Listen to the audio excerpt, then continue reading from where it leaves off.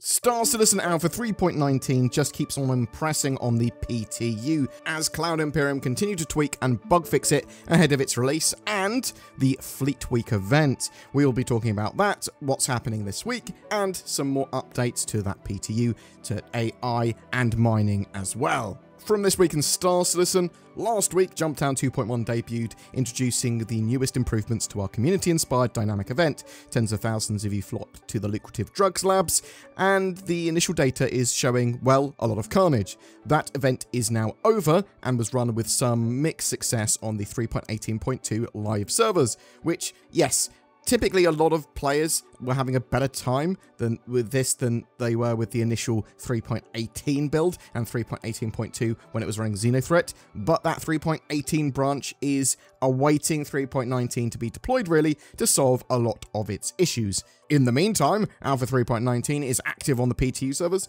and Cloud Imperium Games recently opened access to all backers. It is open PTU there. We invite you to join us in pitting the latest Star Citizen patch through its paces, as the UE Navy is already approaching the standard system for Invictus Launch Week 2953. Cloud Imperium Games have been testing some of that Fleet Week stuff on the PTU servers as well. Fleet Week starts next Friday, 19th of May, so it's actually pretty soon.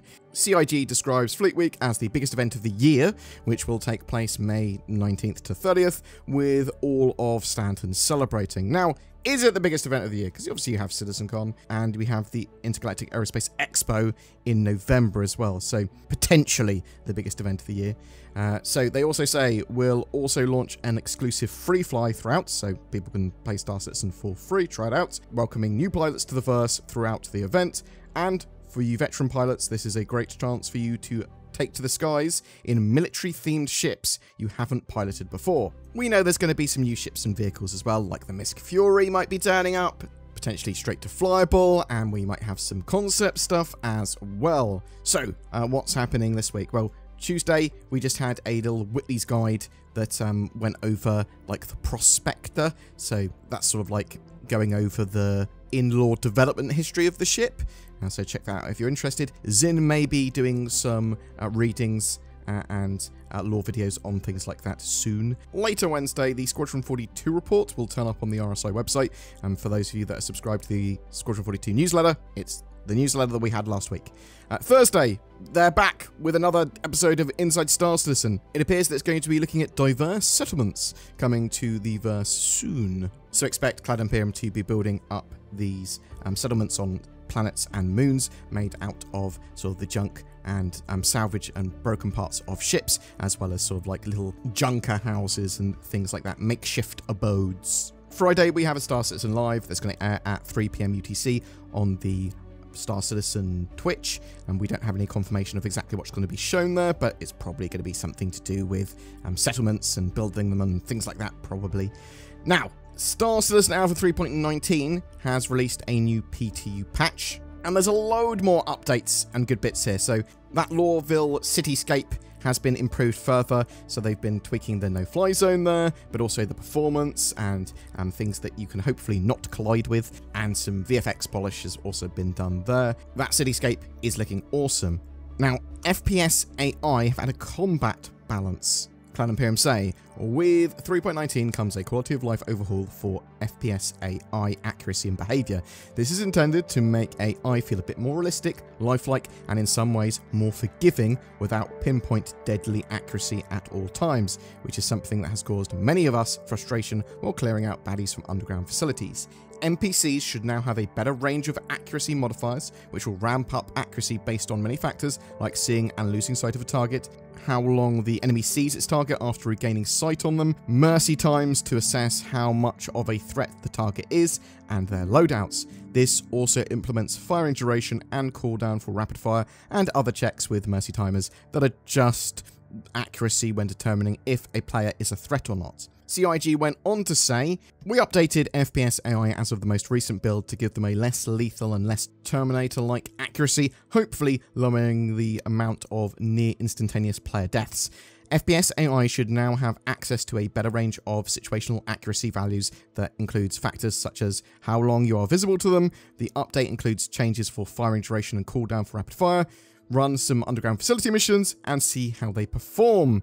So we also know that NPCs have had a performance optimization pass. So they're going to be monitoring and collecting data on this NPC fix. They're hoping that this may help with a few issues as well, but are holding off expectations until they can get it out on the PTU with all of us for a while to monitor. All of this together should mean, hopefully, that FPS AI are in a much better state for when 3.19 launches to live. Now, let's track these over the next few days to see if AI improves significantly, because basically the two states of, well, three states of FPS AI are either totally dumb, like don't do anything, don't react, non-reactive, or they are, boop, you are dead. They just sort of laser accurately see you and shoot really quickly. And you don't know what state they're in some of the time. It would be nice if they were more balanced and predictable in the fact that they were always going to be active, but maybe not insta-murder. There's been some Ghost Hollow PvP mission balance, so they've increased the amount that each of the two terminals gives and decreased the ticks between that as well. So they've increased base tick amount by 50% from 100 to 150. They've increased the amount after changing user to 75% from 50%, and they've reduced the maximum reset cooldown. I need to try that actual mission properly at some point, because sort of messed around with it very briefly and went, it's not the most interesting for me. I mean, it's the Ghost Hollow Reclaimer sort of rec site on Microtech, and it looks cool. Cloud Imperium are going to continue to refine and update that to make it more interesting, I think, and to get the balance there correct. And I suspect we'll see loads of similar missions based on that in the future. Cloud Imperium have also made mining sub-items grabbable and storable in inventories, so you can much more readily and easily move them around your ships and all that sort of stuff, and attach them with the attach-detach settings. They've updated the mining UI with better volatile cargo warnings, and they also fixed a boatload of issues, many tractor beam ones and salvage and mining ones, as well as some of the frame rate issues around Lorville. There are still various known issues, which I'll go over a few of the most egregious ones. You are unable to send friend requests on the main menu. If you activate the tractor beam and hangar, you can actually bring the activated tractor beam back and use it in armistice zones for silly effects. Mining UI is appearing in low resolution all the time. Transitioning from EVA to security post Correa's landing pads can very often kill you instantly. Trams still hate players. You can fall through them. They can disappear. They're out of sync with station timers and overlap some of the time. It would be great if these get sorted for 3.19. I would really like that. Now, Cloud Imperium have been, as part of 3.19, doing a mining balance and redistribution overhaul, and I just want to read out one of the posts that Cloud Imperium have made about it. We've implemented a major overhaul of mining balance and resource distribution in-game, along with some quality of life changes to mining overall. These are significant changes that should have a heavy impact on the gameplay loop. The general goals of this overhaul are to make mining more approachable, increase the value of mining common and uncommon materials, decrease the reliance of Quantanium, create a more realistic and uneven distribution of mineable materials, more variation in resource attributes, sizes, masses, etc. Create a niche for both the multi-crew mining, the Mole, and solo mining, the Prospector. We are most interested in assessing the difficulty, distribution, and strategies you will start to develop as you learn the new system. Savrals from CIG also added some additional updates here. So he said, let me be clear.